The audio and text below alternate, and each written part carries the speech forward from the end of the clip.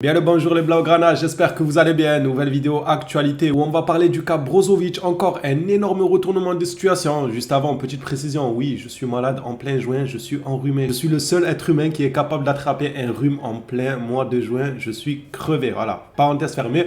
Reprenons la vidéo, on va parler de Brozovic ou encore de Franck Kessié qui devrait recevoir une offre XXL de la part de l'Arabie Saoudite. Va-t-il l'accepter ou pas? On va en parler durant cette vidéo actualité. Si le contenu te plaît, n'hésite pas à me soutenir avec un petit like, un petit abonnement, ça fait toujours plaisir. Et on est donc parti pour cette nouvelle vidéo actualité. Elle ne va pas être très longue car il n'y a pas énormément d'informations. En gros, aujourd'hui, on a l'information sur Kessié, le retournement de situation du côté de Brozovic, une petite information sur Umtiti. Bref, de toute façon, vous verrez ça dans la vidéo actualité. Et nous allons commencer par Franck Kessié. Selon Mundo Deportivo, l'Arabie Saoudite préparait une offre pour Franck Kessié. D'autres sources nous indiquent même que ça serait une très grosse offre. Faisons la part des choses. Quand on parle de grosse offre, on parle surtout en termes de salaire pour le joueur et non pas forcément pour le Barça. Ils vont pas proposer au Barça 150 millions non plus pour Franck Kessié. Il ne faut pas abuser. C'est plutôt en termes de salaire. Donc dans les intérêts du joueur et non pas forcément du club, même si eux, ils rechigneraient moins en négociation qu'un autre club. Si un autre club vient pour Kessié, il va commencer à négocier 30 millions, 35 millions, 32, 33. Alors que l'Arabie Saoudite, je pense qu'ils auront moins tendance à négocier. Ils pourraient aligner les 40, voire les 45 millions pour Franck Kessié. Du côté de l'Italie, l'Udinese s'intéresserait au joueur du FC Barcelone, Ángel Alarcón, pour un prêt avec option d'achat. Selon Ferran Correa, on apprend que l'Udinese souhaiterait signer Ángel Alarcón en prêt avec une option d'achat. On rappelle que le joueur est actuellement en train de se remettre d'une grave blessure musculaire. Plongeons maintenant dans le dossier Brozovic, un dossier très complexe. Il vacille en fait, il va de gauche à droite. Depuis quelques jours, un coup c'est l'Arabie Saoudite, un coup c'est le Barça. Aujourd'hui c'est pour nous. Il est plus du côté du Barça que de l'Arabie Saoudite. Peut-être que demain ça va changer, qu'il sera plus du côté de l'Arabie Saoudite. Selon Matt Moretto, bien qu'un accord a été trouvé avec l'Inter, ça c'est sûr et certain, ça a été annoncé à l'unanimité par tous les journalistes comme quoi il y a eu un accord entre l'Arabie Saoudite et l'Inter, il manquait juste le feu vert du joueur. Les doutes de Brozovic refroidiraient l'Arabie Saoudite. Le Barça reste donc dans la course. Dans d'autres communiqués, on nous informe que depuis que le Barça est entré en scène pour Brozovic la semaine dernière, les priorités du Croate ont pris une autre perspective. Il ne s'agit pas seulement d'une question économique, mais d'une question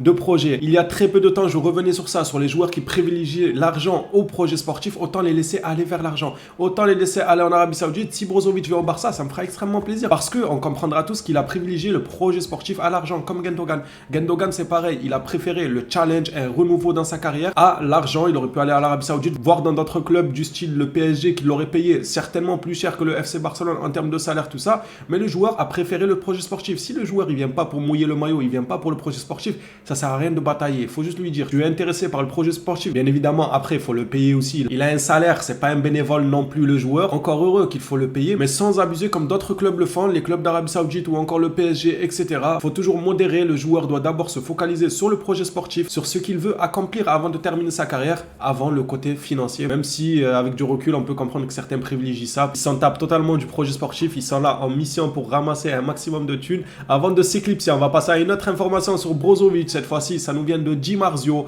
Le Barça aurait l'accord de Brozovic, mais n'est pas encore prêt à formuler une offre officielle. Ces derniers jours sont très compliqués pour le FC Barcelone. Les semaines passées, on était plutôt rassurés en nous disant que tout allait pour le bien, mais cette semaine-là, tout est en train de s'effondrer car il y a des fonds qui ne sont pas arrivés au FC Barcelone, qui étaient planifiés pour arriver. Par exemple, les ventes de Ferran Torres, tout ça, ils ne sont pas vendus. Fati, dont le Barça a voulu le vendre, mais le joueur n'a pas voulu quitter. Le Barça avait calculé ces probables ventes-là. Pour l'instant, rien ne bouge. Il n'y a personne qui veut partir pour le moment. Le temps se gâte, c'est compliqué. C'est pour ça que le Barça n'est toujours pas en mesure d'officialiser l'offre pour Brozovic, malgré que apparemment, selon Di Marzio, l'accord du joueur, ils l'ont bel et bien. Pour terminer cette mini-vidéo actualité, il n'y avait pas énormément d'informations. On va parler de Umtiti. Selon Sport, Barcelone aurait proposé une solution finale au problème Umtiti, résilier son contrat. Mais pourquoi il n'avait pas une offre de Lyon? Il y a quelques semaines, on voyait que Lyon voulait mettre 4 millions sur lui. Et ils sont où les 4 millions? Rappelez-les, dis-leur même 1000 euros.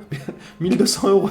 Le prix d'un PC gaming, les gars. 1200 euros, ils le prennent, Umtiti. Il n'y a aucun souci. Juste qu'on ne résilie pas. Parce que qui dit résilier, dit payer. En gros, tu vas devoir racheter son contrat pour le libérer. Non, ramener un club là, même pour 800 euros, je sais pas. Même pour 4,50 €, on leur donne une canette en plus avec. Juste qu'on n'ait pas à le résilier nous-mêmes et payer une indemnité à Umtiti. En plus de ça, lui de son côté, il va se mettre au max. Parce que qui dit contrat résilié, dit grosse prime à la signature dans l'autre club où il ira. D'un côté, je peux aussi comprendre le FC Barcelone qui est exaspéré par cette situation. Le cas Umtiti, il traîne depuis maintenant pas mal de temps. C'est déjà un miracle qu'on ait pu lui trouver un point de chute en prêt. Et il est toujours dans les pattes du FC Barcelone. Ils ne savent plus quoi faire d'Umtiti.